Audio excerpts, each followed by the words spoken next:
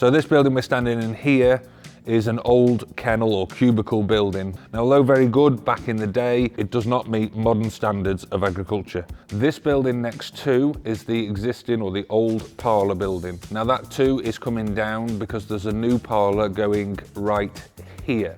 So this here now, all the drainage is being redone because everything is block solid. The previous tenant farmer has not really sort of kept on top of everything here.